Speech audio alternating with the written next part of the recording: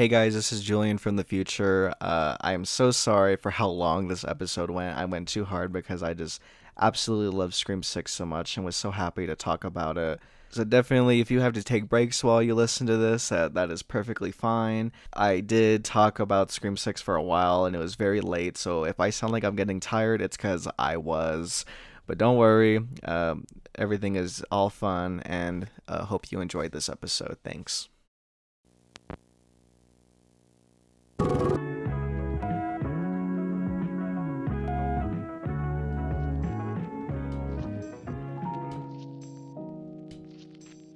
Hello, everybody, and welcome to The Final Stab, Episode 4.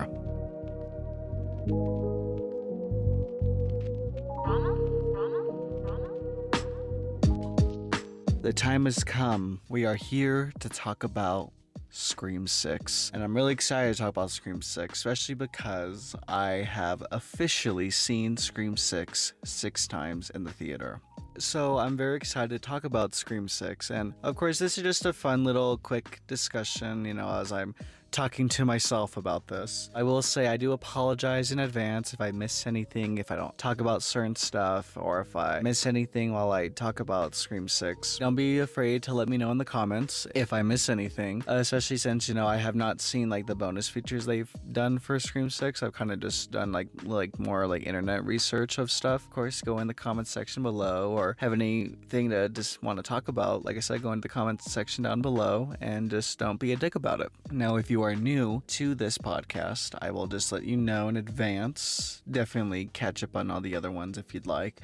But I am a very big fan of Scream. Like, I've been a big Scream fan for most of my life. This franchise means a lot to me. This and the Chucky franchise. Horror in general, of course, but those two franchises for me are so special, and it's amazing that we're still talking about them today. I just can't believe we're already talking about Scream 6. Now, before we get to Scream 6, I'll just give a little follow-up to how I feel about Scream 5. Like I said, I've talked about like legacy sequels, so if you haven't seen any of the other episodes, definitely check them out. I remember when it was back in I believe it was late 2019, early 2020, they had announced that Scream was going to come back, and at that time I was pretty skeptical. I didn't really know how to feel, especially because, without Wes Craven, it was like, well, how can we have another Scream film without Wes Craven? So, of course, it had been about 5 years after Wes Craven's passing that I just figured, Scream was just better off where we had left off in Scream 4, and just, it was best to think Sydney, Gale, and Dewey, they're just happy living their lives. And I haven't spoken about this yet, and I can't wait to start talking about this topic soon. I will give a hint to the next episode, but I will be talking about horror television series, and I will talk about the Scream TV series real quick. And I love the Scream TV series, especially the first 2 seasons. I appreciate it, especially because it was its own thing and it didn't try to be the Scream franchise until that season 3 had came out, and Scream season 3 is just not good at all. I haven't seen it since, so I definitely would like to go back and rewatch, but I do remember watching it, and that's already a story on its own of why Scream season 3 just wasn't good. No one really talks about it. There was a whole bunch of shit going on with that show, and after that shit, we kind of were left on a weird sour note. So when we got that announcement, Radio Silence, which I was aware of them, but I had never actually seen their stuff by the time they had announced Scream 5. Of course, I was just okay, let's see how this goes. So it was just there was a whole lot of stuff going on at that time, especially with the pandemic, and it was just oh my god, Scream's coming back. And they already had a date for it, and it was just this is really happening. And so after I saw Scream 5, I absolutely loved it. Almost everything I had wanted it to be. And after a year of really digesting and really, thinking all the stuff that I did and didn't I've realized that the movie does have a lot of flaws, but it's just doing its homework. It's following the rules. It's, letting us know that this is a requel. We have to go by these rules. Of course, Scream 5 was a big success, which was amazing. It's great to see how much bigger Scream has gone over the years and how popular it's getting now, and I'm just so glad we're still talking about it. So after Scream 5, did so well, we got greenlit Scream 6. There were so many things to think about, especially because at that time we did not know it was gonna be what it was gonna be called. I remember thinking like, well, since they called Scream 5 Scream, which I'll give it a pass because obviously it's like a funny wink that with these legacy sequels copying the same name as the original, like it gets a pass for that. So I was like, well, what are they gonna call this next one? Obviously we always feel like these franchises that come back, like the studios are always scared to give it a number because they think that people are not gonna go see it, which is fair. But I just remember thinking like, well, why don't they just call it Screams? So after months of waiting and waiting and waiting, not knowing what they were gonna call it, we did get the news that Neve Campbell was not gonna be coming back, and I remember I was pretty bummed.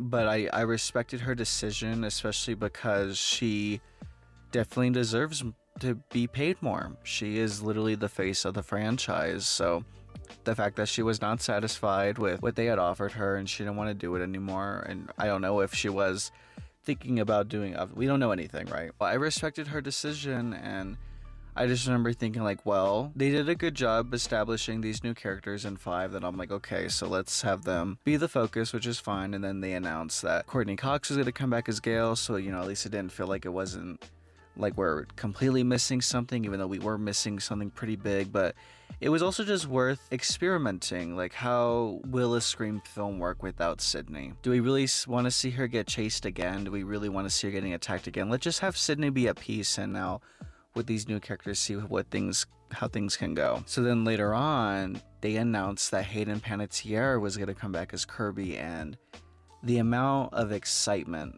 I had about this was just like, it just felt so unreal. I'll get to Kirby later on as I talk about Scream 6, but I'll just say like, I just knew we were in good hands. The fact that we were going to get Kirby back, it was going to be unfortunate that she wasn't going to reunite with Sydney, but just knowing that Kirby was going to come back was immediately like, oh, I'm definitely seeing this one now, even though I was going to see it regardless, but I definitely cannot wait to see what they do with this. So we still didn't know anything until I think about like later around like the winter time of last year, we finally got that teaser and they announced they were calling it Scream 6, with Roman numerals, which is pretty clever. And you're trying to hide that, you're trying to make this look like it's not a sequel, but it is. I just remember thinking like, oh, this is so like reminiscent of Scream 4 with, like the 4 being replacing the A, so this time putting the Roman numerals, replacing the A and the M and stuff like that. That's just so clever and so cool, and I'm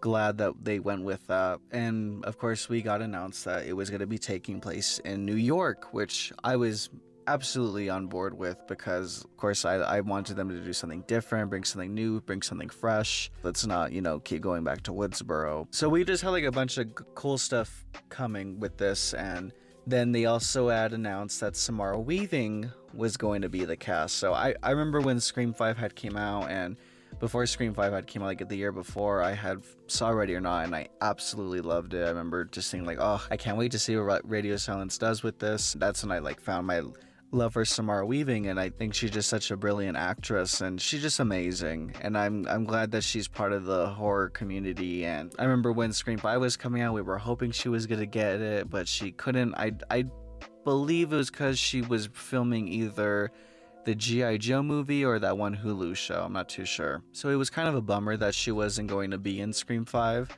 but then she got announced that she's going to be in Scream 6. So immediately, and I think this was also before Neve Campbell said she wasn't going to come back. So I remember just saying like, oh my goodness, Samara Weaving, she's going to be in the Scream franchise. She was so good in Ready or Not. She's going to probably meet Sydney and Gale and all these characters. So I'm just like, oh, this is just so exciting. So now let's start with Scream 6. So in Scream 5, we were in Woodsboro, and now in Scream 6, we're in New York, baby. Concrete jungle, wet dream, tomato. You're a real one if you get that reference. So we get a pretty nice opening, of course, with a telephone ring and some screaming. It's like, okay, we're already off to a good start. And we are in this restaurant, and we see Samara Weaving, and I just remember in the theater going, ah, shit, fuck, like, we already know she's a goner. Especially since, you know, we got that fake out in Scream 5 with Tara being attacked and not killed. I was like, oh, well, if they're doing it, if in the next one, they have to kill somebody in the opening. So I just remember thinking, like, oh, shit. Like, no. Samara Weaving, no. We wanted you to be throughout this whole movie, but it's still an honor, right? Like, it's like, I'm so glad just to be in a Scream movie alone. Being the opening kill is one of the greatest things. So it's like, oh, here we go. She's about to get killed, but it's fine. Let's see how this goes. And that whole scene was just so good and so funny because she gets a phone call, and of course you think it's Ghostface, and it's not. As she's on this date with some dude named Reggie, it starts getting a little suspicious because he can't find the restaurant, and her comedic timing is just amazing in this. I love how like awkward she is and how she's like getting embarrassed, and it was just done so well. So of course, you know, this Reggie dude tells her to go into this alley, and you're thinking like, well, this isn't good. And of course, I'm so glad, and then you get that little fade in of Ghostface, you know, Roger L. Jackson being the best fucking man he is, of course gives that little line of like, oh, you teach slashers, and you still walked into a dark alley alone. And I just remember thinking like, oh shit, okay, here we go. Now she's gonna get killed. And she does, of course. Ghostface pops up and she's getting stabbed a bunch. And I just remember thinking like, oh, poor Samara Weaving. But honestly, I think Radio Silence, of course, they wanted Samara Weaving to be a part of this, but I think they just wanted to kill her off. They wanted to film her with a death scene, since obviously she was so great and Ready or Not, she was the final girl. They wanted to change it up and subvert our expectations, of course, because of course I was thinking like, oh shit, fucking Samara Weaving is gonna be in the Scream franchise. She's obviously gonna fight Ghostface, but nope, she's the opening kill. And I just remember being like, well, this is still exciting. So absolutely loved it. So after Ghostface kills her, we already get a reveal that it's this guy named Jason. And at this point, I'm like, oh shit. When they were promoting, you know, Scream, and I was trying to avoid every trailer possible. I only saw that one teaser where they're on the subway. And I just remember thinking like, oh shit, is this what they mean about being different? Because they kept promoting it that Ghostface was different. He's going to be different this time. The fact that we got a reveal so quickly, I just thought, okay, this is odd. I'll admit I'm used to like seeing Scream within like that formula, you know, obviously opening kill, kills throughout, big finale and monologue at the end. So I started thinking like, well, this kind of does take the mystery away, but it does make it exciting at the fact that we're going to see Ghostface do his killings throughout.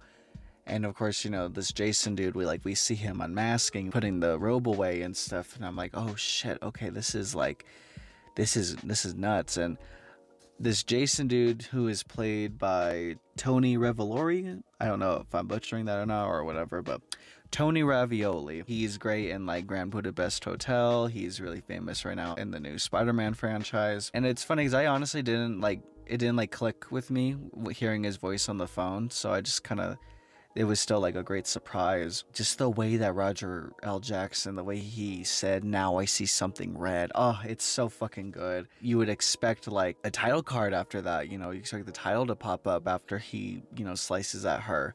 But no, like he's like breathing heavily and he like looks at her and you're like, oh shit, like we're still going. Right off the bat, this opening is just incredible. For years, like the fans have been like thinking of like, well, what if we did get a Ghostface, that we got to actually see Ghostface, you know, doing his killings early before, you know, the reveals at the end, you know, the traditional reveals. And I was really like, okay, let's see how this is gonna go. To find out that he was also a college student because he runs into Tara. What is going on here? We go into Jason's apartment and it's just decked with like horror stuff, you know, obviously like it's like, hey, that's really cool.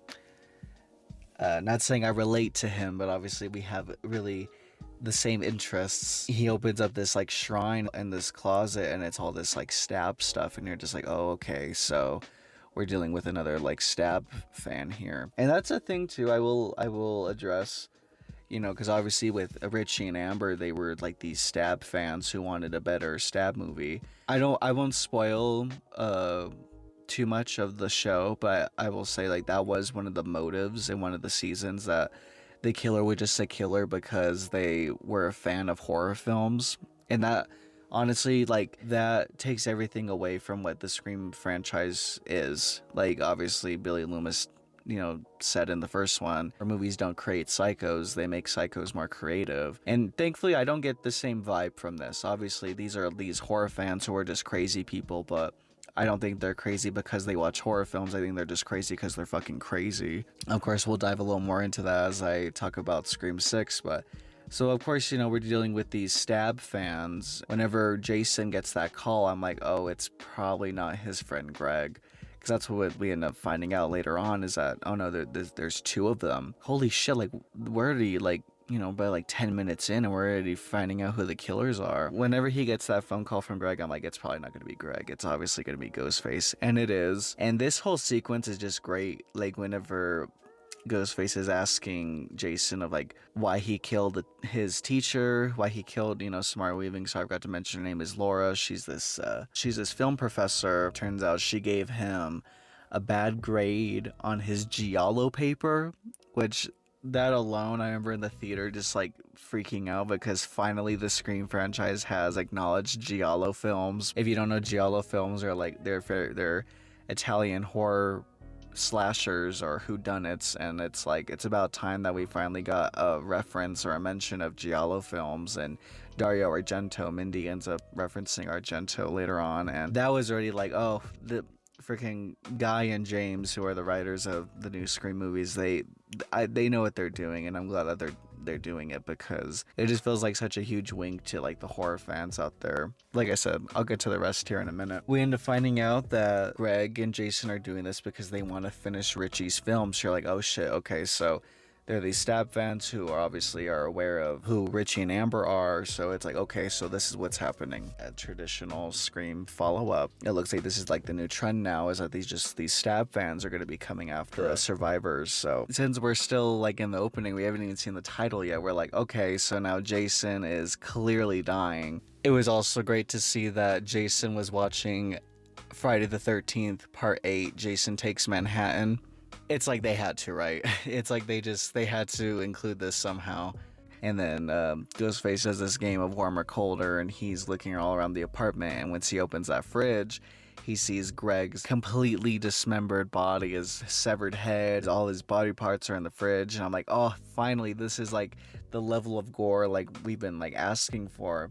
Ghostface pops up, and he's wearing this like rotted mask, and I just remember they had showed the picture of this when they were promoting the movie, and I remember thinking like, why does the mask look like that? Oh, okay, so did these new Ghostface killers steal the original Stab masks from the Stab movies? But nope, turns out these are the original killers' masks from the killings throughout the franchise, and I think that's so fucking cool. Obviously it is kind of a stretch, but like I said, I'll get to the rest in later. Ghostface obviously kills Jason, and it's great, and he tells him that we gotta finish the movie, but Ghostface says, who gives a fuck about the movies? And boom, we get that beautiful Scream 6 title card over New York City.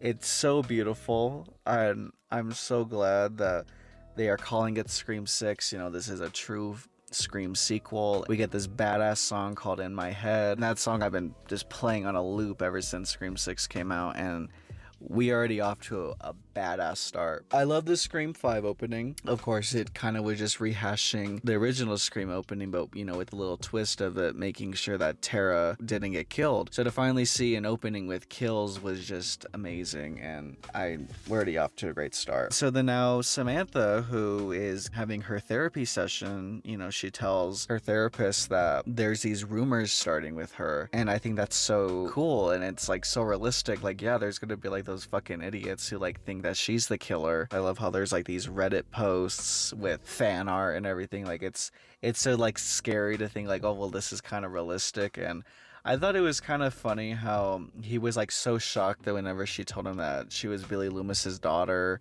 she had to kill Richie, to protect her and her sister. and he gets all like freaked out, but it's like you would imagine that he would have already known this. He gets all weirded out and then Sam leaves. I did find it really interesting that she also was getting therapy because she said that she didn't like feel any remorse for what she did for defending her and her sister, and that she thought it felt right, which I mean technically it did, but this is like the most interesting thing. Of course, you know, like I said, with these new Scream films, they are going off of, you know, these requel or legacy sequel rules. The ones that they're going like really heavily off of is the Star Wars sequel trilogy.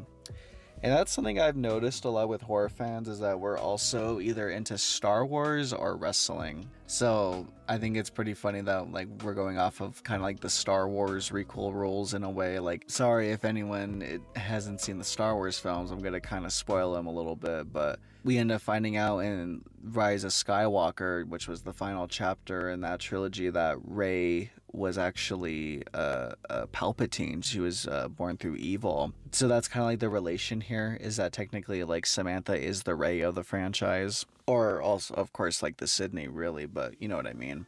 We're kind of seeing the child of the villain, you know, taking over the lead role.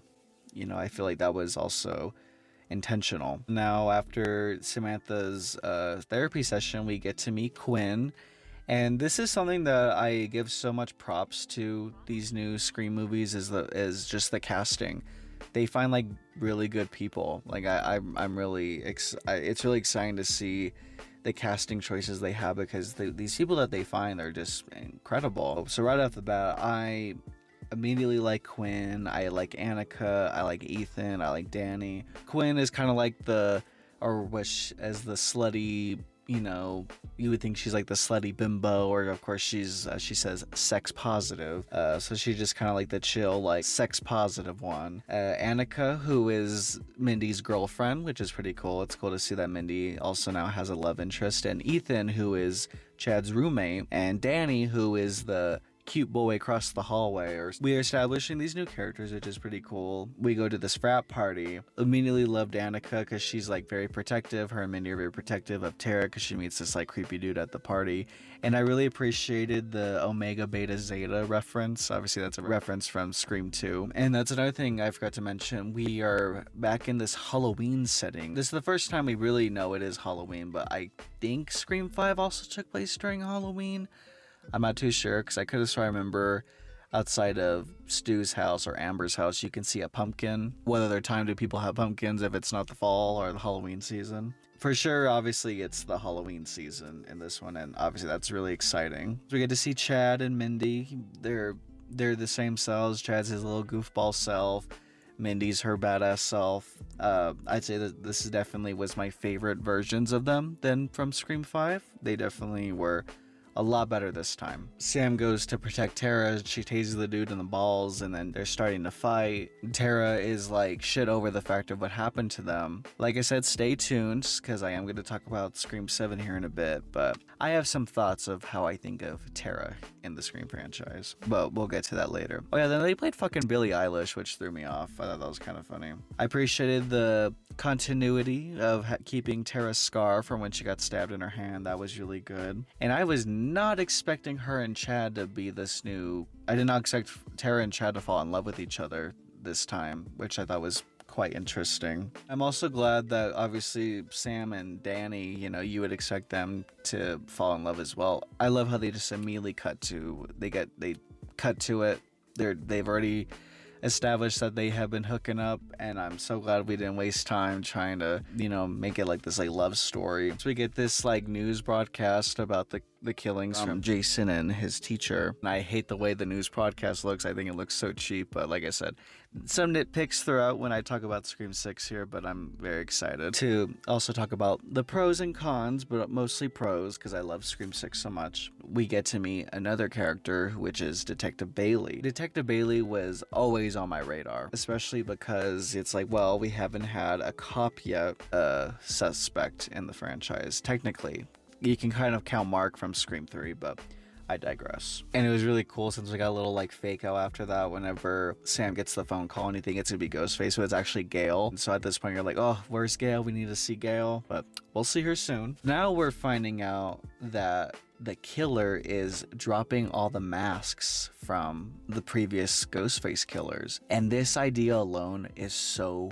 fucking cool. So Detective Bailey wants, to ask Sam some questions. So her and Tara, they leave the apartment. Ghostface, calls, and it's Richie's number, which I remember in the theater thinking, like, what the fuck? Immediately you're like thinking, like, okay, so what is going on here? Obviously whoever is going after everybody is somehow in connections with Richie. So at this point I had no clue what was going on. Ghostface goes and attacks Sam and Tara, so you're thinking like, oh shit, okay, here we go. Finally a chase scene. That was something that was like really missing throughout Scream 5, and I'm so glad they finally got rid of those like stupid jump cuts in Scream 5. I don't know if anyone ever noticed it, but like in Scream 5, it's whenever Sam gets attacked in the hospital and when Judy gets stabbed, they have like these like weird jump cuts with Ghostface, like a weird like editing move that they used, when they were editing, and it was just, I'm so glad they got rid of it. But that's also like a little like nitpick of mine. Ghostface just kind of like shows up, and I think that just because that was the power of Wes Craven, is just Wes Craven really knew how to create suspense and to create horror, and Radio Silence, they're doing a great job, but I just kind of wish they would treat Ghostface like a ghost, like the boogeyman. Like that's how well Wes Craven did it. That's the only like thing that I wish they can still improve on, is when Ghostface has his entrance, he needs to have a good entrance. Like he needs to don't just show up, because whenever he goes and attacks Sam and Tara before they go to the bodega, he just kind of shows up. I get it, it's surprising, and it's it's getting to the point, and I appreciate that, but I just kind of wish they just, did make it like a little better for how to give a better entrance for Ghostface. So we finally get to the bodega, and this is pretty cool because obviously Ghostface is like out in the wild, which like you never really see, and he's immediately just like killing people. Granted, I will also say this bodega scene is cool, and it's definitely a highlight. I think it needed some work. Definitely needed more violence. Like I just think like when he's stabbing the people in the bodega, it's kind of like quick, it doesn't really look like he's like stabbing them. Feels kind of PG-13-ish in a way, because it's not really that bloody. And it was really cool to actually see Ghostface use a gun. Usually Ghostface uses a knife, and whenever he reveals himself, then whoever the killer is, they use the gun. But I remember people were like kind of pissed about this, and I thought that was really stupid, because obviously it's the sixth one, change shit up, like that's fine. So the fact that Ghostface is using a shotgun was really cool. But even when he like shoots the dude in the face with a shotgun, you don't really see it. So just like those little nitpicks that I wish they would have done better. Obviously just like up the gore, up the violence a little bit, and just a little up the suspense a little more in this scene as well. Like when Tara and Sam are like hiding behind like the aisle and stuff, and this is like the most like obvious trope in like any movie ever, where like someone like gets something and they throw it, and they think that the person is gonna go the opposite way because they hear the noise from that distance. I thought it would have been like really funny, because that's like the point of Scream, that like it likes to make fun of those tropes. So I wish that after Sam had like threw the can, Ghostface should have just like shrugged and still walked towards them, because obviously, like I said, it's a very obvious trope. But nope, she throws it, and Ghostface wanders off to see if they're in that direction, which is fine, and I get it. Obviously we can't kill them yet, where it's still way too early. Bodega scene is good, just needed some work. We get to the questioning scene, and it's so well done. I think it's hilariously written, especially whenever Bailey asks them if anyone wants to kill them, and she was like, well, no one that's alive. Whew, oh boy, I need a breather before we get into this. It's KIRBY, guys.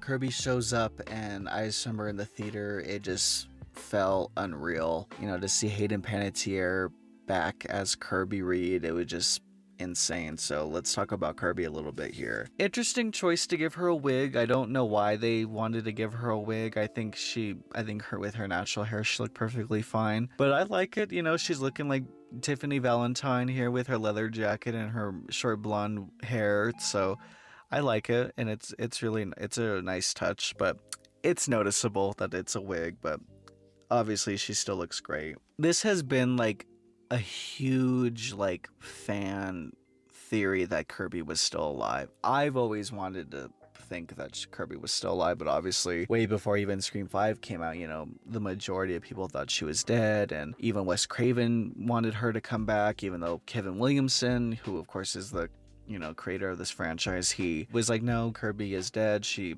was meant to always stay dead. It was always just like that lovely thought in our heads, thinking like, oh, like what if Kirby did survive, or maybe she is still alive out there. In Scream 5, whenever Richie is, watching, Dead Meat, that was cool when Dead Meat had their little cameo.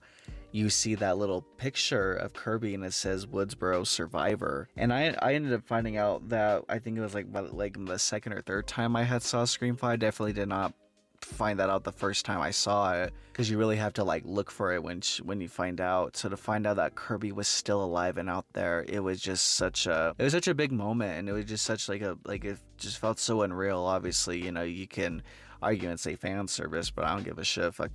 I want Kirby back, and we're getting her back. Of course I'm gonna be happy, especially to hear that even she wanted to come back as Kirby. I thought that was such a huge surprise to hear that whenever Scream 5 was announced, that Hayden Panettiere immediately called Radio Silence herself and wanted to come back as Kirby, which just, I think, warmed all of our hearts. For years, we've always, thought that Kirby was going to come back. So to see Kirby again, it was just absolute blast. And she's still like her little witty self from Scream 4. And that's another thing I'll also mention is Scream 4. Like I said, I love the whole Scream franchise, but Scream 4 is so good, and I love Scream 4 so much, and it's so special to me. So like I said, just to have Kirby back, it was just so big, and I know for a lot of us longtime Scream fans, we were just so happy. And it was really cool to see that Samantha immediately knew who Kirby was, because that's right, they're from Woodsboro. We also end up finding out that Kirby works for the FBI. I was just like, oh wow, so like they really are letting us know like how she's been all these years. I thought it was really interesting that she said she was from Atlanta. They kept mentioning Atlanta a lot, like whenever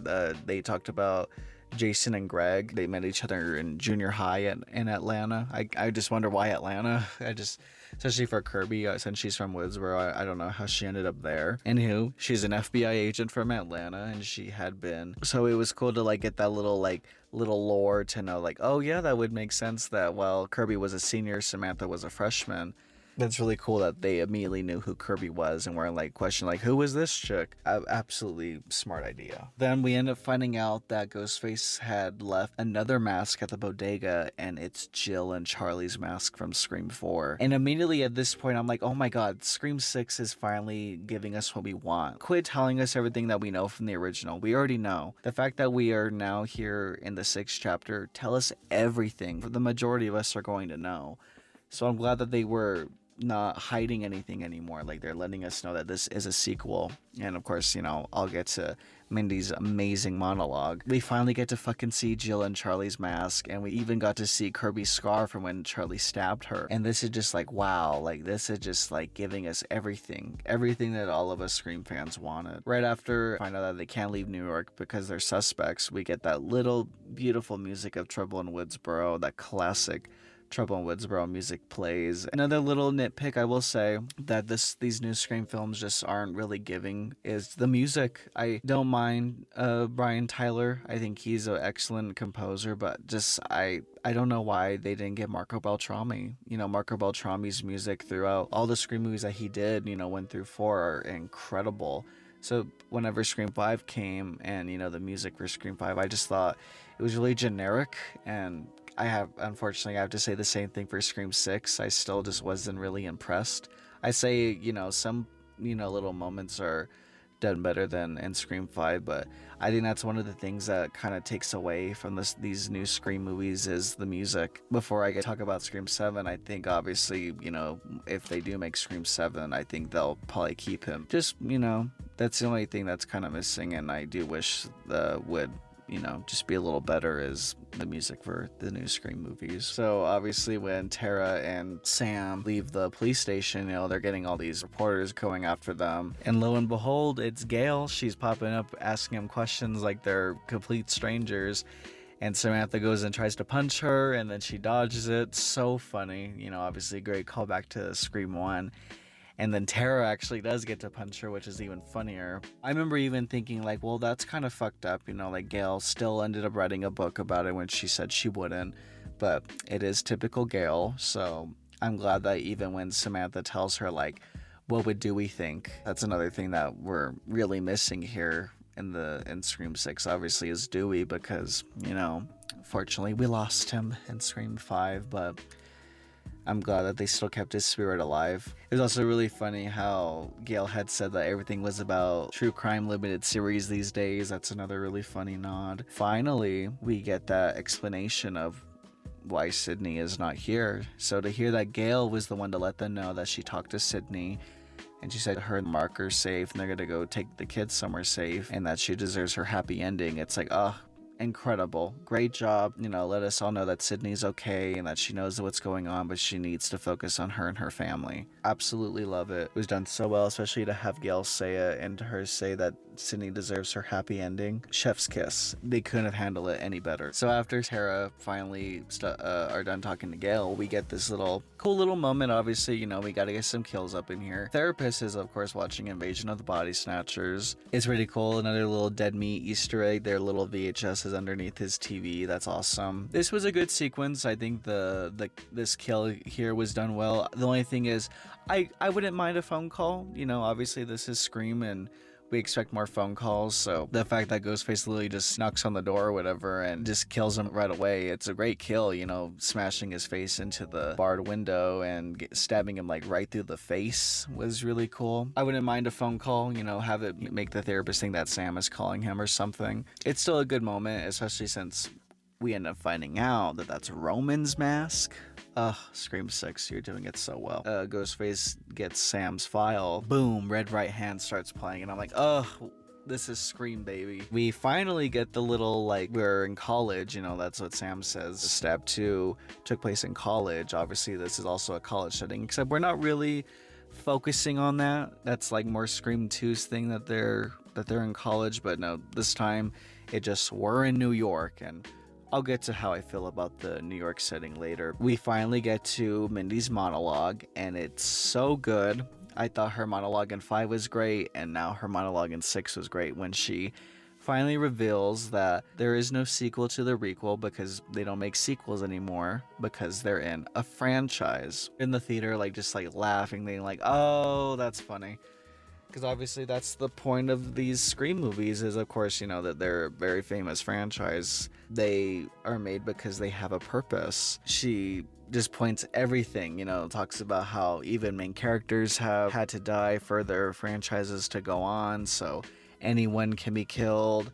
And they're in a franchise, so they're just episodic chapters. Especially when she starts pointing out who she thinks the killer is, and obviously she calls it. It was cool to like notice that Ethan and Quinn, they get like really defensive, but they also make really good points of how they couldn't be the killers. Whole sequence is done excellently well. I cannot wait to see what she plans to do in Scream 7. Constantly just getting great scenes, these really good moments, amazing scenes, and after Mindy's monologue, Kirby sees the picture of Samantha's dead therapist, and the face she makes is so funny when she sees him. And like I said, we end up finding out that that was Roman's mask that was left there. Detective Bailey and Kirby start figuring out, you know, they're, you know, doing their research or whatever of all these killers.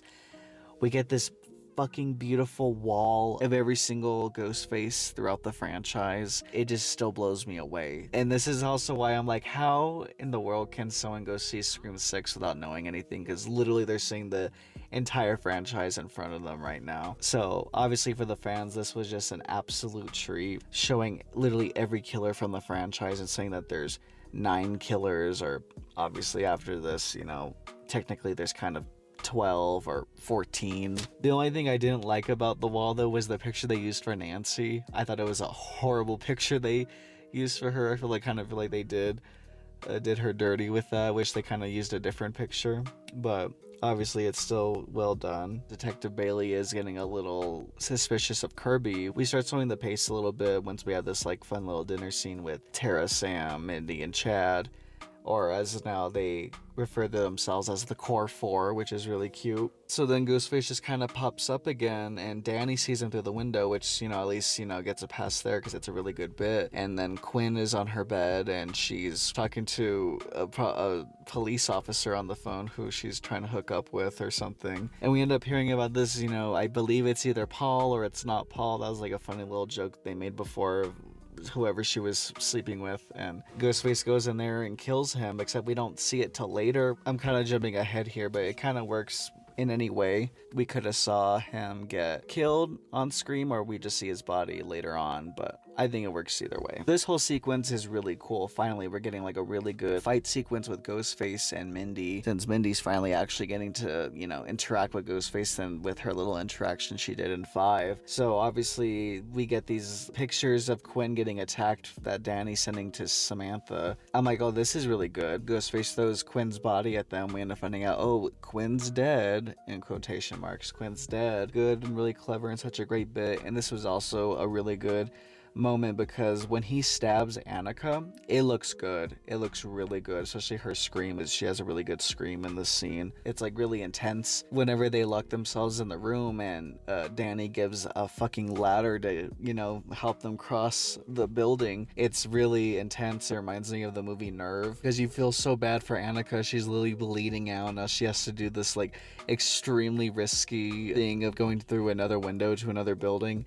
It's crazy. So it's very, very good energy all throughout. This is the kind of intensity that, you'd want to see in a Scream movie. And then when she falls off the ladder, oh, it is intense, especially because when Ghostface, unfortunately catches up and she falls off that ladder, it looks really good when she, when she slams her face on the trash can or whatever. Such a good moment. Sadly, we've got to say goodbye to Annika, and it's unfortunate because she seemed like a really cool character, but she basically should have just tattooed "Kill Me" right on her forehead because she was just one of those big throwaway characters, and you can just tell right off the bat. But we will love and miss Annika because she was a really good standout. She had a really good kill. Detective Bailey is the father of Quinn, so obviously once we find out she's, giving air quotes here, dead, Detective Bailey is very sad. And I remember even in the theater, I would just like, fake tears. Those are fake tears. He ain't really sad. Also, this was kind of like a random moment how like Sam is like randomly smoking a cigarette. I don't recall her smoking in Scream 5, so I think it's kind of a random moment to see that she's smoking in Scream 6. And then Danny goes up to her, and I really like Danny, obviously the Derek of the franchise right now. So I love the little moment he has with her where he tells her not to trust anybody. So then Ethan pops up, so immediately you're like,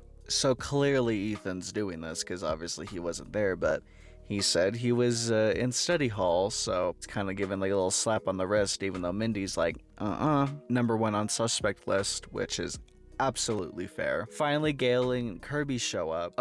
So amazing. I remember when I was singing in the theater and I was with my good buddy Chai. Definitely listen to the last podcast I did with my good friend Chai. It's really fun. I went to go see it with my buddies and Chai was there. I was just like freaking out in the theater and I couldn't believe it. And he was like, what is it? And I'm like, they're on the fucking screen. Incredible to see Gale and KIRBY interact again after fucking 12 years, which is weird. Weird to think Scream 4 came out 12 years ago. And it's funny, the little jokes that they throw back at each other. Gale, of course, being typical Gale, does a lot of investigating, and she finds this theater that Greg and Jason had been renting or whatever. There's this huge shrine. Now, this is a lot to talk about. I had no clue about this like shrine thing. Like I said, I dodged every trailer I could, and I'm glad I did. This was in the trailer, so if you saw the trailer, you know about this. This fucking shrine that the killer has in Scream 6 is a lot to take in because it's so cool with this, Scream 6 saying, fuck this, fuck's, talking about just the original. We need to talk about everything in the entire franchise. This was absolutely beautiful to see. I took some notes as I was watching Scream 6 and I tried to, get everything as I possibly could. So if I missed anything, please let me know. So, of course, we see a lot of stab stuff, a lot of stab memorabilia, like the movies, masks, posters, and whatnot. First thing I saw, Tatum's outfit. Of course, I saw the robes of all the killers, but I saw Tatum's outfit. That was one of the things that caught my eye. So cool. So cool. Kenny's jacket and his camera. Stu's robe and the TV that killed him. Nancy or Debbie Salt's coat. Roman's voice modulator. Billy's shirt. It's all covered in blood. Jill's clothes. We see Olivia's clothes. Trevor's clothes from Scream 4. Obviously the knife that stabbed Kirby. And of course I just love how Kirby looks at that knife. And it's like, oh, you can just like feel her sadness, obviously, because Jill was her friend. And obviously I know they couldn't dive too deep into it. Obviously I wish we could have gone like a little like flashback or something of how she survived, but it's perfectly fine. At least I'm just so glad we got this little moment of Kirby, you know, face to face with all this stuff that is definitely part of her trauma. We see Jennifer's fax machine. That was really cool, and it's still all burnt up. The noose that killed Principal Himbry, especially the Ghostface mask that he cut up with the scissors. Tons of drawings of Sydney and Casey and Steve, as well as the knife that killed Casey and also Steve's jacket. Sarah from Scream 3, the frying pan she used to hit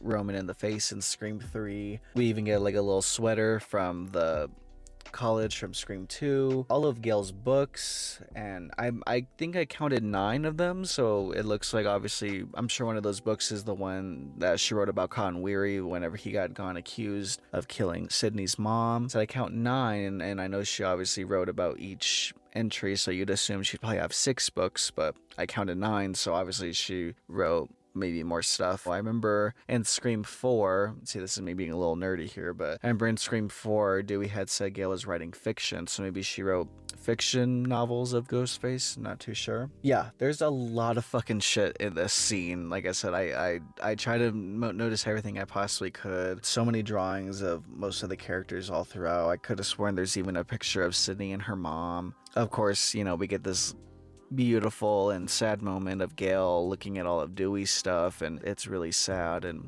of course it breaks all of our hearts because we miss Dewey. Sam sees drawings of her and Billy, so it's like really fucked up and really creepy. The biggest part is all the robes of all the killers, which is really fucking cool. Billy's robe is front and center, which is awesome, and with his name at the bottom. Wish we could have saw everybody's names, but of course we just see Billy's. It's in that stab font. I saw what they were doing there, which is really cool, really clever. As Sam is looks like we got another little Billy Loomis cameo up in here.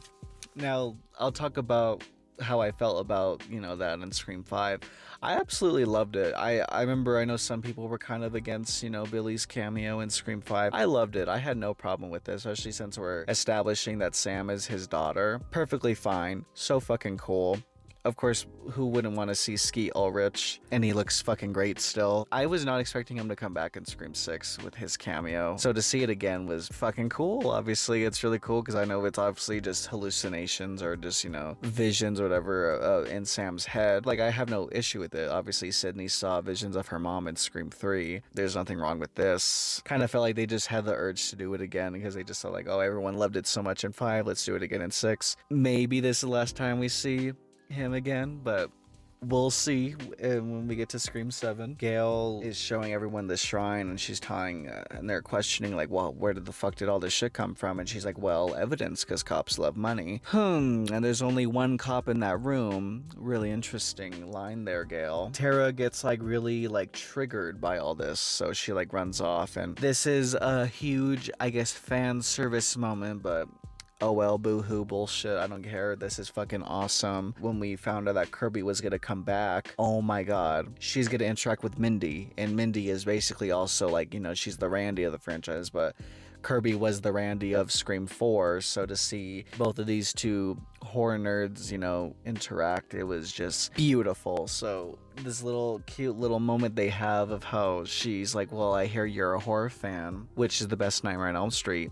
The original, which I can agree, obviously I love the original Nightmare on Elm Street, but of course, you know, it's always just a toss-up. Of course, any other Fred heads up in here listening, of course it's always a toss-up between the original and 3. Obviously 3 is incredible, as well as New Nightmare. Any of the ones that Heather Langenkamp was in is just a great Elm Street film in general. So they say the original, love that. Best Friday the 13th, Mindy says part 2, And Kirby says final chapter. Personally, I say final chapter, even though part 2 is, you know, damn near second. So the fact that even like Mindy's like, what the fuck? And she's like, well, I had a crush on Corey Feldman. I'm like, love it. Absolutely love it. I love you, Scream 6. You son of a bitch. You know what you're doing. And then they say Psycho 2 is underrated. It just like, this just keeps getting better. This keeps just getting better. I love how they feel about Freddy. Love how they feel about Jason. Now we're talking about Psycho, especially Psycho 2, which I also agree Psycho 2 is underrated. It's really good. And then they say Candyman,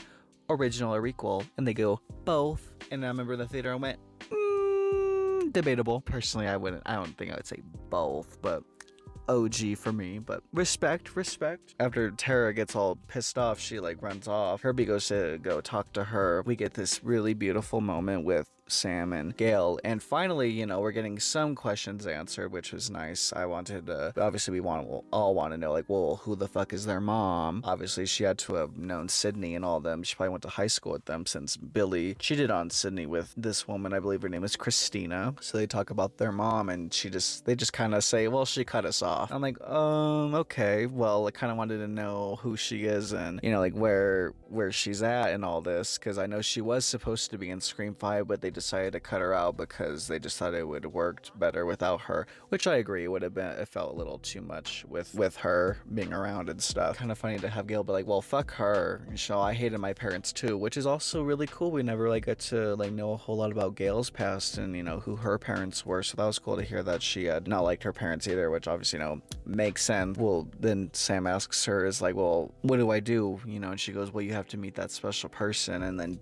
fucking Dewey's theme kicks in and immediately just, you know, hits you right in the heart. And then she's like, well, what if you lose that person? She's like, well, you just gotta move on. And it's a beautiful moment. I'm so glad that obviously, like, we cannot ignore Dewey. We just cannot ignore him. Obviously we love and we miss him. Kirby has her conversation with Tara, you know, trying to be comforting to her, since obviously they can relate to their fucked up pasts. And it was cool to have, you know, also, you know, Tara be like, well, how are you still around? How did you survive this? And she says that she technically did die, so it did turn out that, you know, Charlie kind of did kill her, but she was only dead for 4 minutes. I get what you guys are doing there. 4 minutes, Scream 4, love it. When she woke up, she was mad and she wanted to fight the monsters and want the monsters to be afraid of her. My God, when they were writing this script, I just know that they just wrote it out of love, because constant great moments. And then we get to this next scene, which is a fine scene. It just, I do think it's a little too convenient, because this is where they track the call of Ghostface, because obviously Sam and Tara just go off into like a Central Park or something like that, like a little like park area.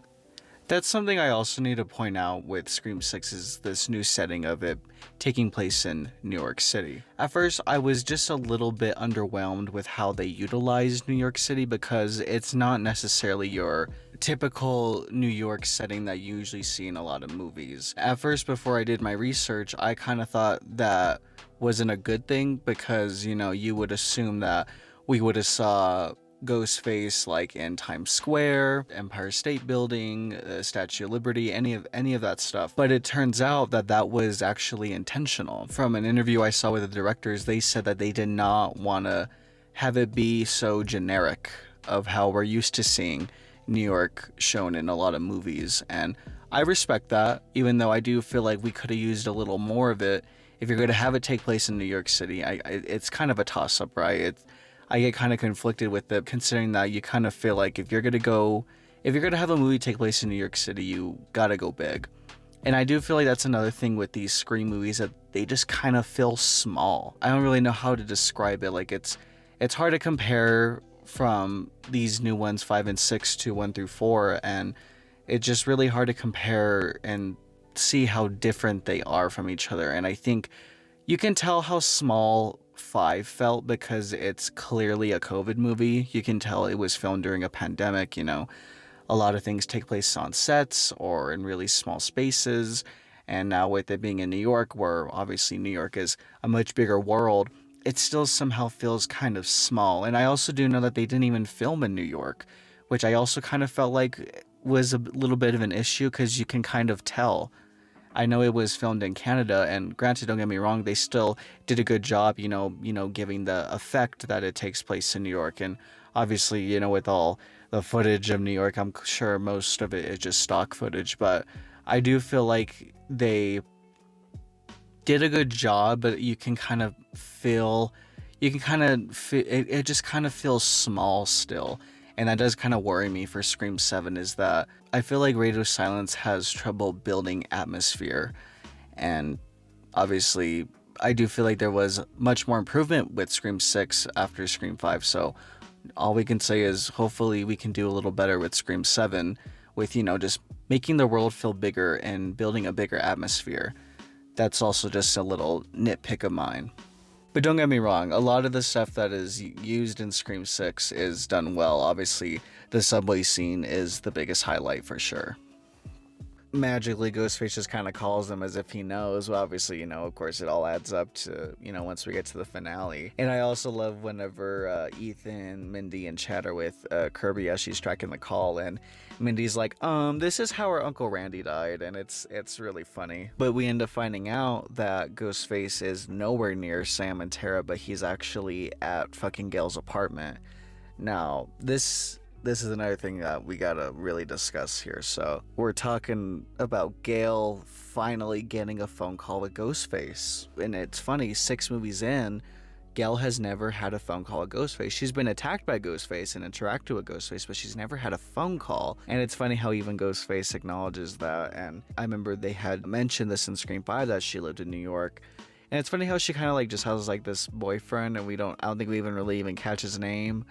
So it's like, well, Gale has a boyfriend. We kind of would like to know who this dude is, but just kind of a throwaway character as well. I doubt even say character, but after all these years, Gale having a phone call with Ghostface, and it's a great scene. This is not even just a highlight in the movie, but this definitely was just a highlight within the franchise, because one of my favorite moments, of course, I love Scream 4 in its entirety, but I do love the sequence when Gale goes to the Stabathon and she gets attacked by Ghostface, and it's great suspense, wonderful suspense in that scene. Of course, with the power of Wes Craven brought, she only got stabbed once. This time, this is like a real fucking like attack. She fucking whacks Ghostface with like an iron skillet, does not phase him whatsoever, which is kind of funny. And we get this really cool moment where she locks herself in the room, she has a gun, she shoots, he calls her back, and she's like, how's that for nostalgia, fucker? And then Ghostface goes, well, you missed. And she goes, that's why I'm gonna shoot right in the fucking head. Excellently written, especially whenever Ghostface tries to fuck with Gale and says like, well, you were never important, it was always about Sydney, and where did that leave you? And she goes, well, I was the brains and the sex appeal. Incredible. 10 out of 10 scene. This is just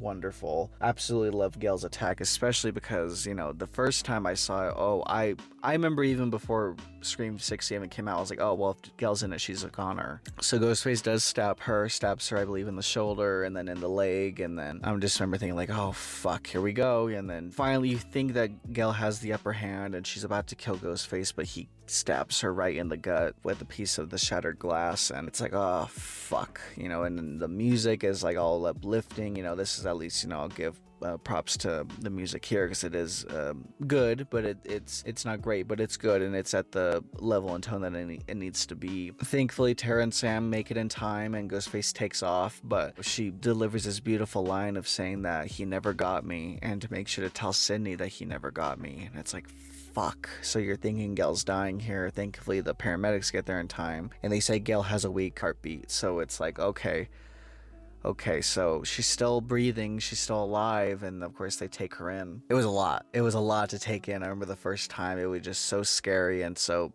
unfortunately, this is not the end of Gale, but this is the last time we see her in the movie. And I just hope that they're really giving her a lot more to do in Scream 7, because I do wish we would have saw a little bit more of Gale, even though I'm glad she did have a purpose, especially, like I said, when it all comes to the end. I just hope that we get much more of her in Scream 7, because I want her to really be a fighter. It was also funny, I forgot to mention, how when she's on the phone with Ghostface and she even tells him, "Could you hold, please?" And he's like, "What?" That was really funny. So now after everyone is kind of, sad, they all say, well, we need to find a way to execute Ghostface. Another amazing sequence. Like I said, just constantly great sequences all throughout. Like, it's like every scene is like everything matters. It just, the only weird thing is like it feels like we still need just a little more.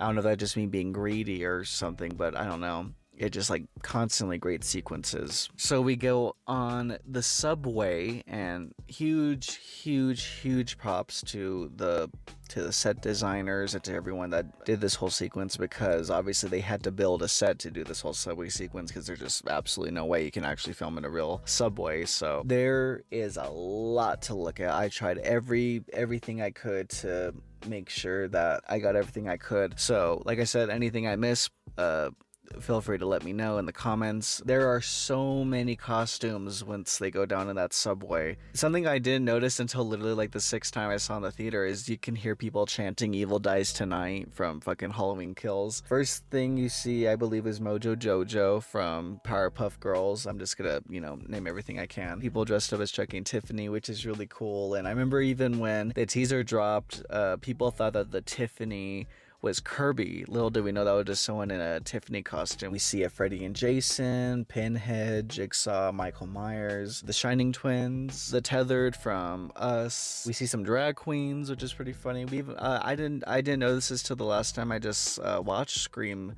6, is we see someone dressed up as the famous drag queen Divine, which is really fun. Some Rocky Horror Picture Show characters. I believe you can see one or both of the directors in a little brief cameo. You can quickly see them sitting down in the subway. I could be wrong. The Maid Queen or Danny from Midsommar, the Babadook, someone dressed up as Sherry from Stab 6, obviously Lucy Hale whenever she gets her throat slit, Grace from Ready or Not. So glad they snuck that one in to have someone dressed up as her. That was really cool. I believe you also see Patrick Bateman, the multiple ghost faces. That's so clever, such a great way to bring up the suspense, obviously with all the ghost faces surrounding the subway. Of course, it feels very reminiscent of Scream 2, and technically this is like the Scream 2 of the franchise right now. Someone dressed up as the Birds, Kayako from The Grudge, someone dressed up, I believe, as Georgie. I think you can see the yellow raincoat and the balloon. I would assume Handmaid's Tale. You see people like in like these like red robes or whatever. I've never seen the show, but that's the only thing I can think of. I think you see someone dressed up as Sean from Shaun of the Dead. There's actually one I did not see, but the director said that is actually in the movie, but I honestly can't see it. So please, if anyone can, let me know. They said that they have the Brandon James mask. The mask from the Scream TV series is somewhere in the subway. That's fucking cool. I couldn't find it, but they said that they did reference the TV series in Scream 6 and said that the mask was in the subway sequence. So if anyone can see it, please let me know. Hands down, a great sequence, great suspense, very smart way to split them up with having Mindy stuck with Ethan and he's like the main suspect. And they're split up between different trains. So I remember being really nervous for Mindy. So fucking, of course, she does end up getting stabbed, I believe twice, something like that. She either gets stabbed twice or stabbed once, and then he like really digs into her, which is really sad to watch. And I remember just thinking like, oh no, please don't take Mindy from us, we need her. All around a great sequence, especially since when she's on the subway and it's pretty realistic and she tries to text Chad and she's out of service. I'm like, okay, this is really good. Huge props to everyone for getting that made, because that must have been such extremely hard work, and this is another huge highlight within the franchise. Nothing but praise here for Scream 6, just nothing but praise. So now here we go, we're about to hit the big finale, as Amber would call it. KIRBY meets up with everyone after they get out of the substation. Samantha tells Danny that he can't come because he's not Woodsboro, and she can't trust him, which is really good, and obviously makes you think like, well, shit, since he's leaving, he can possibly be the killer. So KIRBY comes up with the idea of locking them in, so if Ghostface tries to go in there or whatever, they can lock him in. Bailey ends up calling Samantha saying that KIRBY's not with the FBI because they thought she was too crazy or whatever, and honestly, I was almost fooled just because it was just like so quick, and there was just so much going through my mind. So I remember in the theater being like, oh no, like is this what they mean by different? Since I keep saying that, well, this Ghostface is so different. Like, are they saying it's Kirby? Is Kirby actually crazy? Because that's, these are like, little theories that people come up with, like the fucking people who think that Sydney would be a killer, or Dewey or Gale or any of them. So I'm like, oh, is this what they mean by different? Like, they're actually gonna do it? They're gonna have one of the final girls or whatever finally be a killer? Which I'll admit, not really up for that. I just kind of think it takes so much away. And so I remember being like, what? Like, no, like Kirby can't be the killer. Obviously, once Samantha tries to, warn everybody, she realizes that they're locked in. The projector turns on and it's a Scream fan film. And oh boy, yeah, we'll get to that in a minute. So after Sam is trying to warn everybody, Tara and Chad, they're getting all lovey-dovey or whatever, they get stabbed, which is like, oh shit. So Tara gets stabbed and then they get attacked. And then we end up seeing two ghost faces because Chad fucking gets stabbed a shit ton. So I also remember thinking like, okay, so if Chad lived in 5, he's definitely got to go in 6. So he gets stabbed a shit ton, you believe he's dead. And then we see two ghost faces. We're like, oh shit, there's 2 of them. And it was just, I think it was just because since there was so much going on in my head, I remember thinking like, oh, okay, so there's 2, and then they really got caught up to them quick. So I was like, is there more fucking ghost faces in this theater? But it's actually just 2. But I remember even thinking like, oh, fucker, is this really going off of like the original plot of Scream 3? And the original plot of Scream 3 was that it was a group.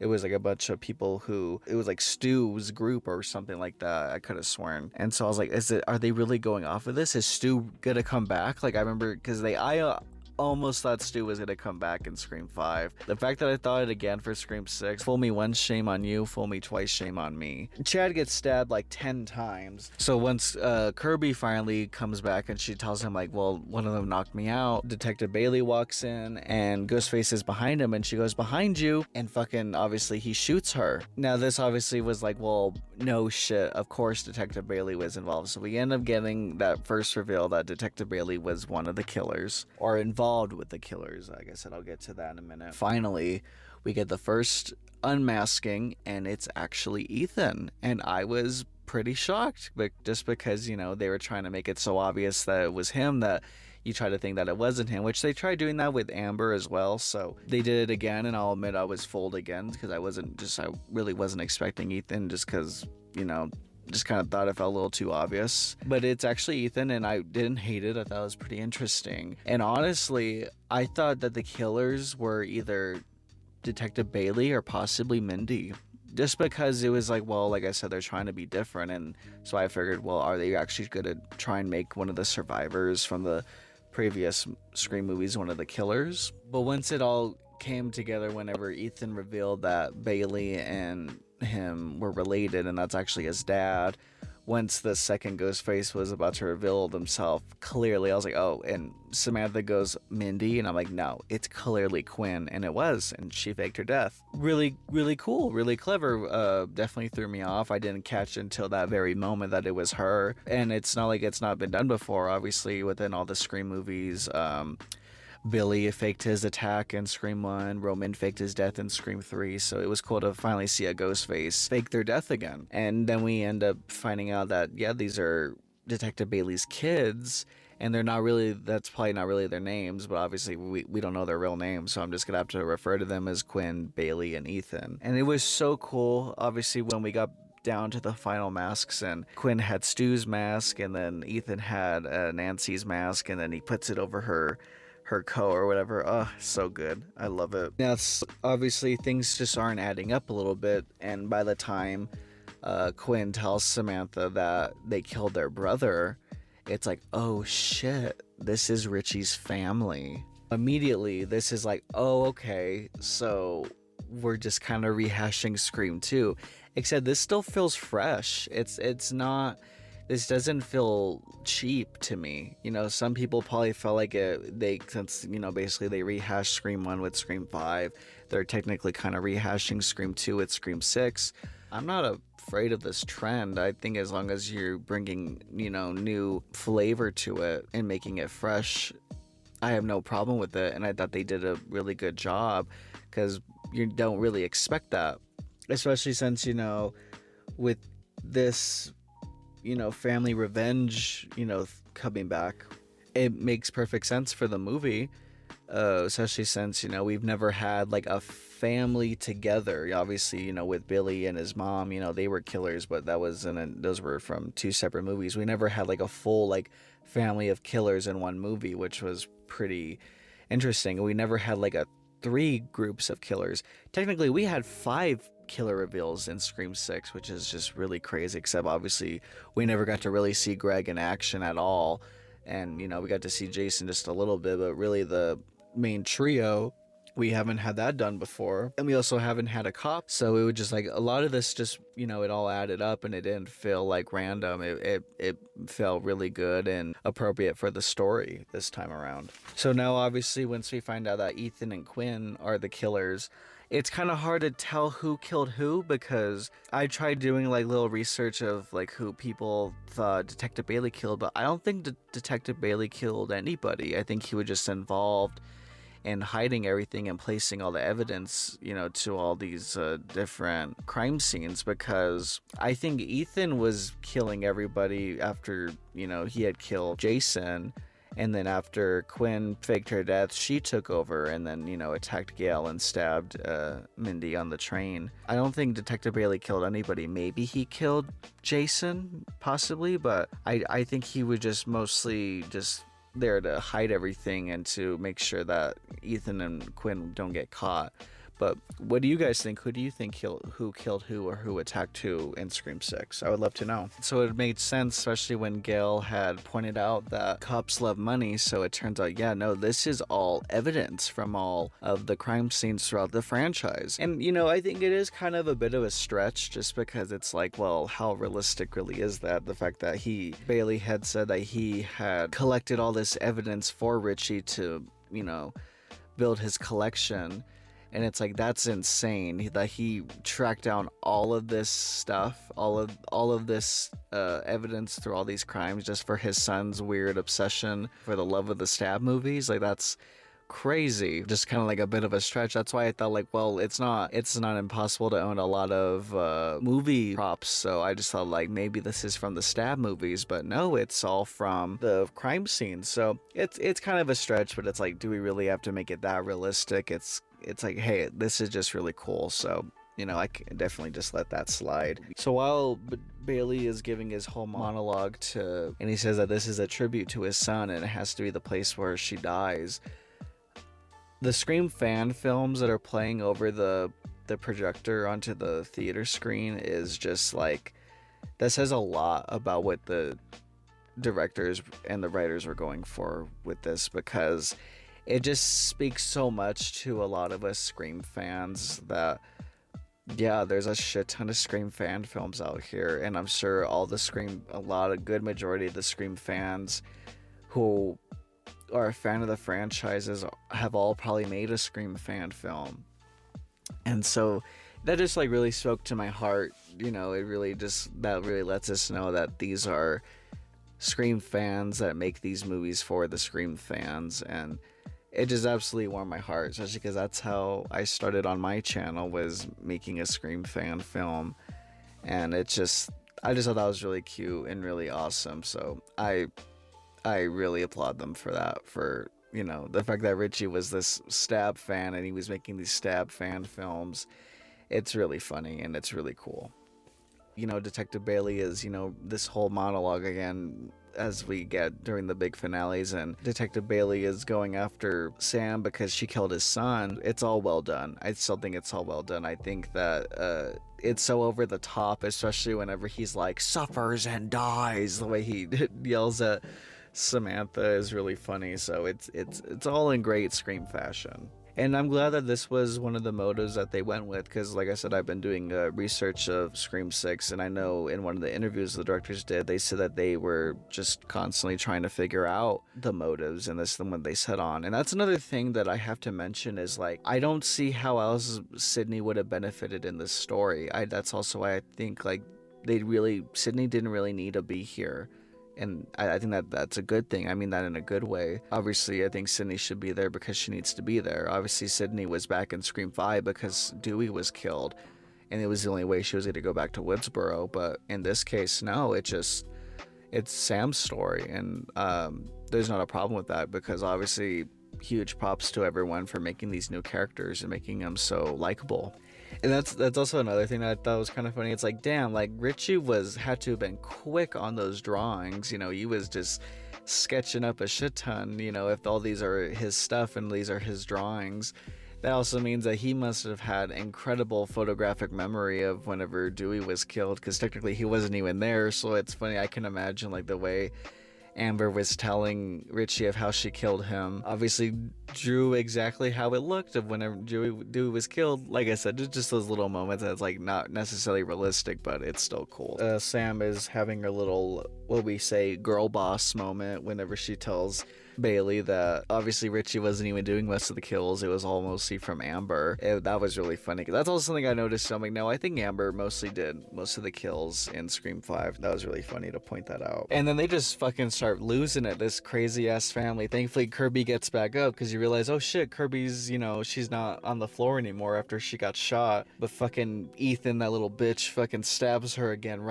back in the spot where she was stabbed in Scream 4. It's like, oh shit, fucking poor Kirby. Thankfully, it's, you know, funny whenever Sam is like, well, I'm gonna need this knife real quick, and she stabs the shit out of Ethan. Tara almost falls, and then she tells Sam to give her the knife, and she does, and she fucking stabs Ethan right in the mouth, and it looks so good, and it's so gross, and that's a really cool moment, especially whenever Quinn goes to try and kill Sam, and Gale called it. She had told Ghostface, aka that was Quinn, that she was gonna die screaming, and she did, and Sam shoots her right in the head. So after all this, it's like, well, fuck, fucking Detective Bailey just lost all his children now. And it's just like funny to see how like speechless Detective Bailey is. It was really redeemed to see Quinn's actual death, because I do think that they could have done it a little better of how they faked her death, just because it was just a little too quick, but it was absolutely redeemed this time around. And then we get this little silly moment whenever Sam realizes she's out of bullets, and fucking Detective Bailey runs at her with a gun, which is silly, but obviously we had to find a way to knock him out. But I wish they would have just also had him also run out of bullets, so they just ran into each other and then, you know, fall off of the balcony or whatever. Finally, so after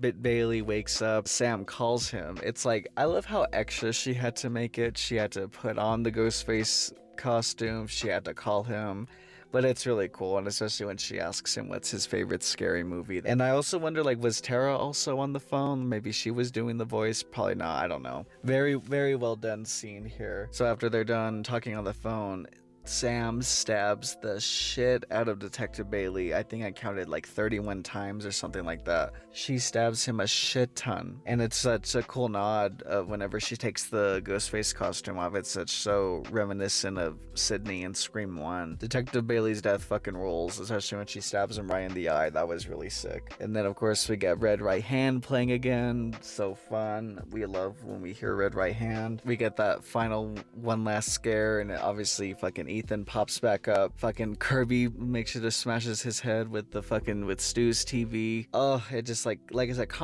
constantly great stuff all around. This has to be every Scream fan's dream, especially whenever Kirby tells them that she saw it in a scary movie once. So much to say about Scream 6, guys. We find out that Mindy and Gale are okay, which we love, and then we end up finding out that fucking Chad is still alive. It's like, goodness, fucking Tara and Chad, that's like another nitpick I'll say, is how like unrealistic it kind of is, of how many times they get stabbed and they're fine. It's like, that's like some of those little moments that's like, okay, you know, we're kind of, you know, not being as realistic here. Obviously, if they can get stabbed 10 times, and obviously then I guess maybe Casey can come back, right? But then Mindy shows back up, and she's funny, especially how she calls it out again, and she finds out that Ethan and Bailey were the killers, and then she finds out, oh, she missed the monologue again. And then we get that another cool little moment. Sam looks at her dad's mask. We get this little moment of us thinking, oh no, is Sam gonna finally be a killer? She throws that shit down, and then we get this awesome fucking song by Demi Lovato called Still Alive. Such a banger. God, Scream 6 had such great songs. We get that cool little Ghostface with a shotgun, you know, reminiscent of Scream 1, and they did a little moment in Scream 5. The little flash of Ghostface. We get the classic credits. Chef's kiss. Scream 6. It's real. We're finally talking about Scream 6, and I absolutely fucking loved it. So good. Especially how it's over the theater screen. And then we get a post-credit scene of Mindy telling us that we don't need a post-credit scene. Round of applause. Oh my god. Scream 6 is so fucking good. I cannot wait to talk about Scream 7 later because I'm fucking tired.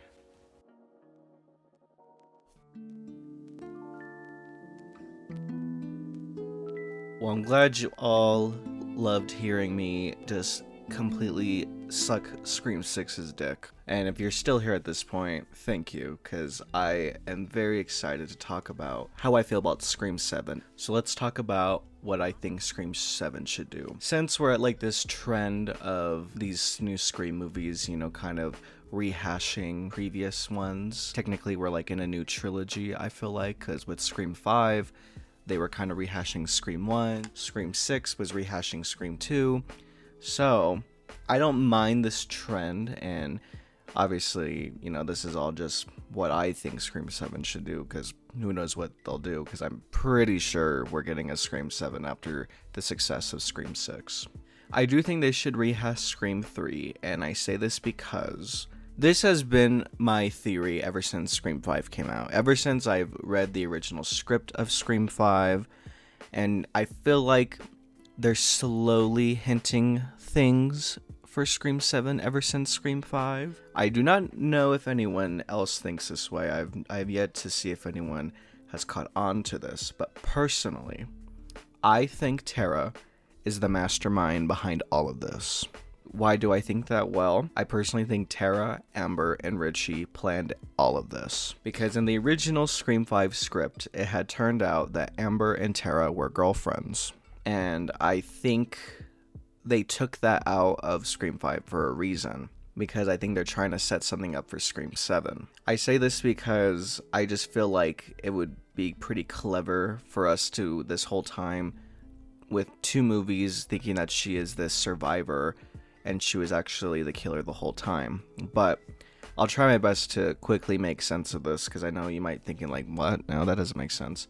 Well, I think Tara planned to get Sam back to Woodsboro by planning her attack, because we never actually see Tara get rescued. We just see her get attacked, and then we just kind of cut to the Scream title card, and then she's just like in the hospital. And every time Tara has a chance to being killed, especially in Scream 5, she isn't. So I feel like her and Amber planned everything. And it's possible that maybe Amber may have actually fell in love with Richie. Maybe her and Amber found Richie somehow, and Amber ended up actually having the hots for him, because it would obviously not make sense seeing that it just seemed like it was only Amber and Richie, but I personally think Tara was involved. Even though everything in Scream 6, I think Tara did not plan. I think she was completely caught off guard with everything in Scream 6 with Richie's family, that after she killed Ethan, it was like this awakening for her to finally become a killer, because when she kills Ethan,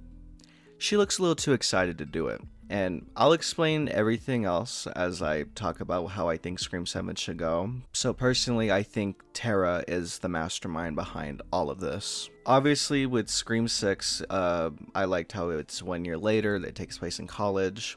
So with Scream 7, what I think they should do is possibly do a time jump.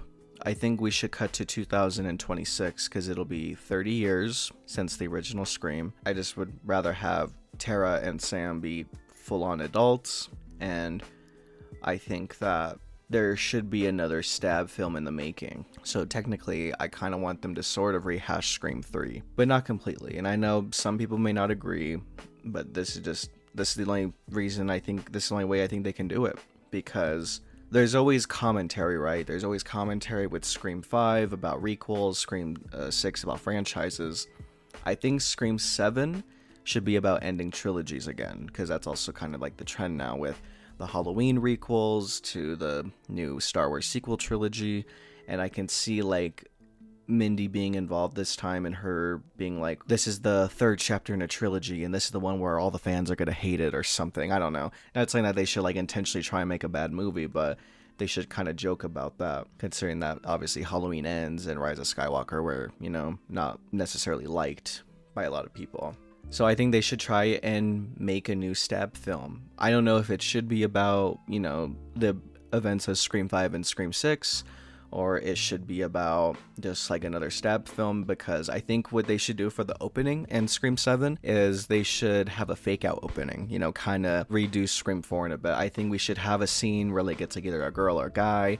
They get a phone call, they end up actually killing Ghostface, so it's like shocking, and then it turns out they're on like a movie set, and then it turns out they're filming a stab movie. So I think that would be really clever, especially if it ends with, you know, it's like funny that we think, oh, that we thought this was like a real opening, and then after, you know, whoever the actor is, they leave the set and then they're killed off in real life. And that's another thing, is before I get to maybe Tara's possible motive, I'm not too sure if it would only be Tara doing the killings, especially since her and Chad, it looks like they're setting them up to be together. And I don't know, could Chad possibly be a killer? I mean, I don't know if anyone would want to see that, but that's the point of taking risks, right? With these requel trilogies, they're always taking these really big risks. I definitely think we should go back to Hollywood, like in Scream 3, go back to Hollywood, maybe possibly go back and forth into Woodsboro. It would also be really funny if we got a Tori Spelling cameo, because I think it'd be funny if people were like, they made a new stab film, but they hated it because it's the one where Sydney's not in it. See, like, it'd be like, you know, joking about Scream 6. Speaking of Sydney, I definitely think she needs to come back, because I just want her to be like, fuck this, we need to end all of this. Her and Gale.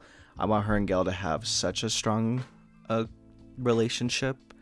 I want them to be more like sisters this time around, especially KIRBY. I want all three of them to be together, and possibly Mark. I would absolutely love for Patrick Dempsey to come back as Mark, and maybe possibly kill him off just to bring up stakes. That's another thing I think they should do, is with Martha. I think if we come back to Woodsboro, we should have Martha Meeks come back, and she definitely should be killed off, you know, just to really like bring up the stakes and, you know, have more rage for Mindy and Chad, or possibly just Mindy, since, you know, since Chad and Tara together, and I personally think Tara is the killer, maybe kill her off, and then, you know, definitely have a reason for Mindy to want to kill Ghostface this time. Now that's the thing too, I haven't talked about her yet, but Sam. They do kind of set a lot of things up with Sam and making her possibly be a killer. I don't think she should be a killer, but I wouldn't mind dipping more into the psychology of her character, because maybe that can be the thing, is maybe Tara is really trying to frame Sam for everything. Definitely gotta know more about Christina, Tara and Sam's mom. Definitely we gotta know more about her, have her be involved, have her interact with Sydney.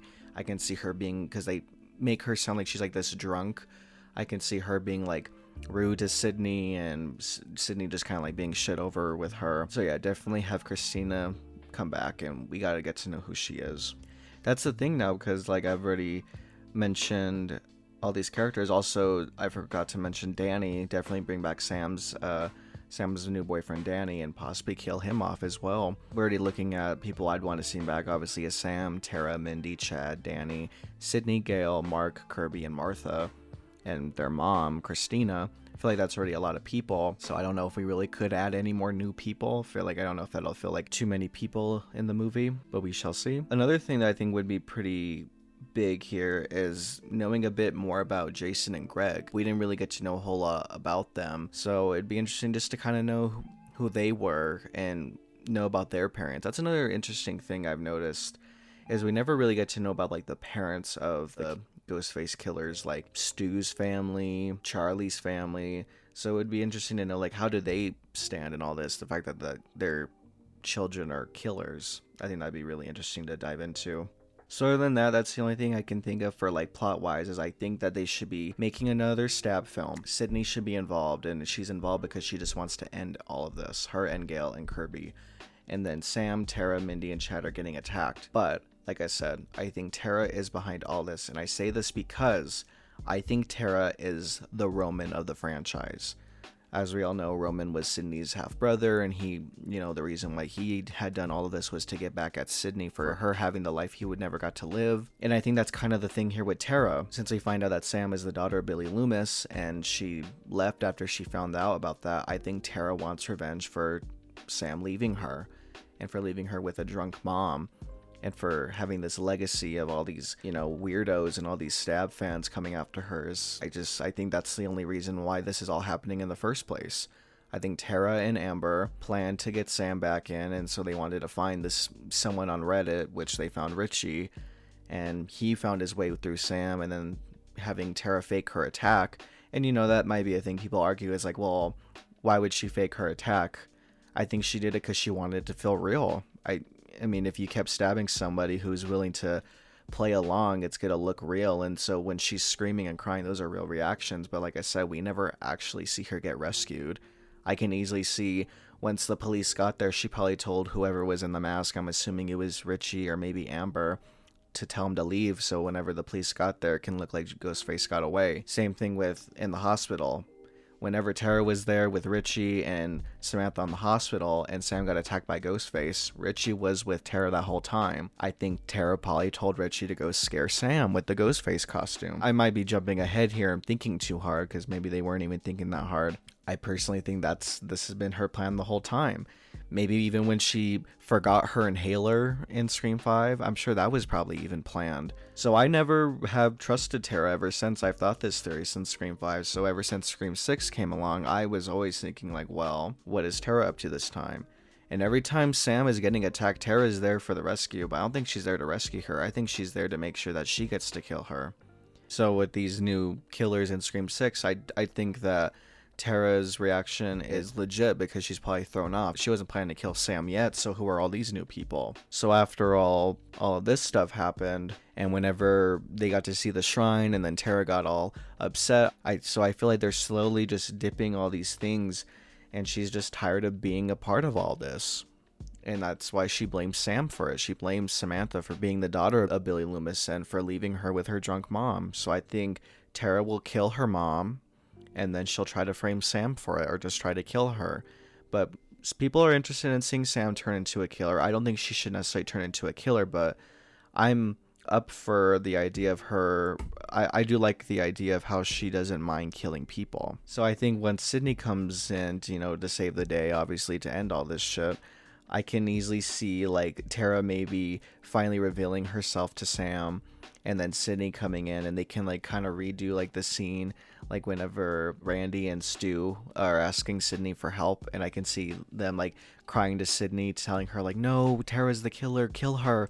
And I can see Sydney just like fucking shooting them both in the leg or something because she just can't trust anyone. And that's also another thing is like, obviously Tara is very small, so I'm sure people can probably point out. So like I said, maybe if we bring in new characters, she'll probably find a way to manipulate whoever is here this time to kill for her. Or like I said, possibly even manipulate Chad to kill for her. But I don't know if I can see that happening because obviously Chad is like too lovable, but it would definitely be a risk and it would definitely get people talking because like I said, that's like the trend with all these final chapters and these new requels is they always do something that's like taking a big risk. Obviously people didn't like Halloween Ends because of the Corey stuff.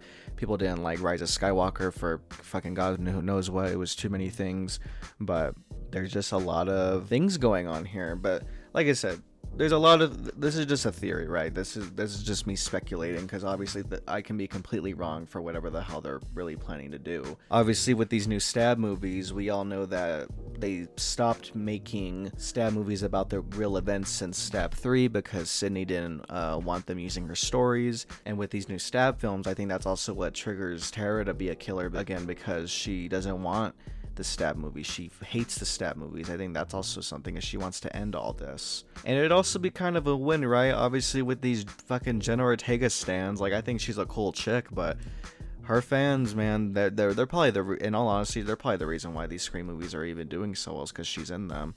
So it'd be like a win-win if she is the killer. And that's also another thing is I definitely think with Scream 7 that it needs to be the end. It needs to be the end of this franchise because I don't want them to make Scream films just to make Scream films. Make Scream films because they matter. Because like I've already seen like theories of people saying like, oh, they should have Scream 7 take place on a beach or take place in like the snow and take place in a cabin or something. And I'm like, no, like I don't care for it to be like gimmicky. I don't want Scream to be gimmicky. Just make it important and have commentary of how horror is today and then fucking make Scream films in the next 30 years or whatever. However horror has changed by then. But who knows what they might do. I can tell that people are enjoying this like Sam and Tara bond and they like how they're all together. I've even heard this like really funny theory because stay tuned for next episode. I'll be giving my spoiler free thoughts on Beau is Afraid, and that movie was just a lot, so stay tuned for that. Parker Posey, who was Jennifer in Scream 3, but Parker Posey was in Beau is Afraid, and obviously we also know her as Jennifer from Scream 3. There's like this theory I heard of, I'd never heard of until now, that they think that Jennifer is still alive. And honestly, I'm down for that. I love Jennifer from Scream 3. I thought she was really funny.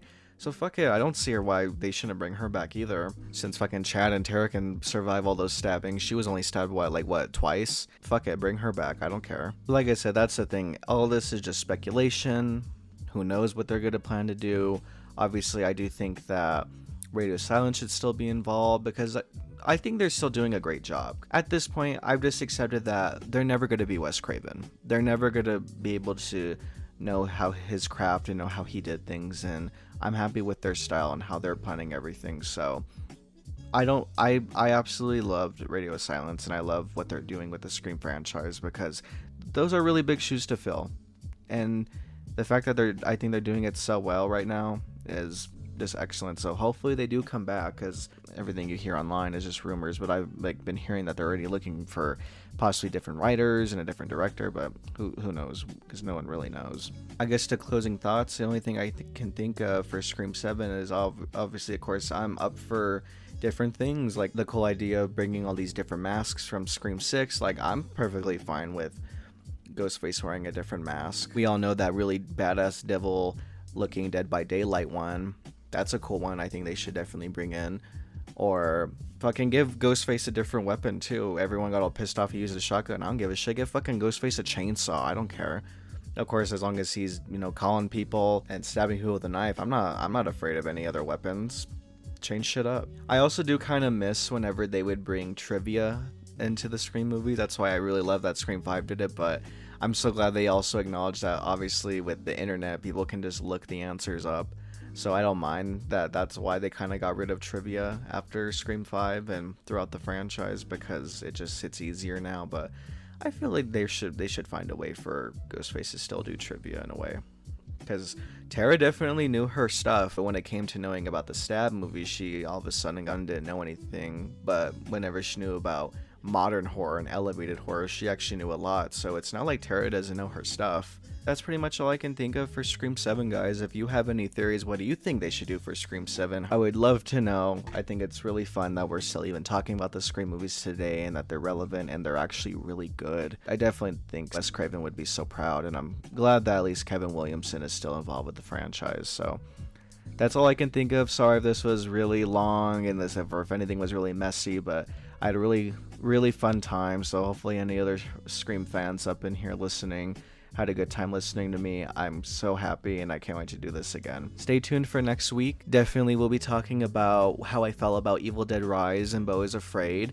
And I think the topic will probably be of what I think of horror television series.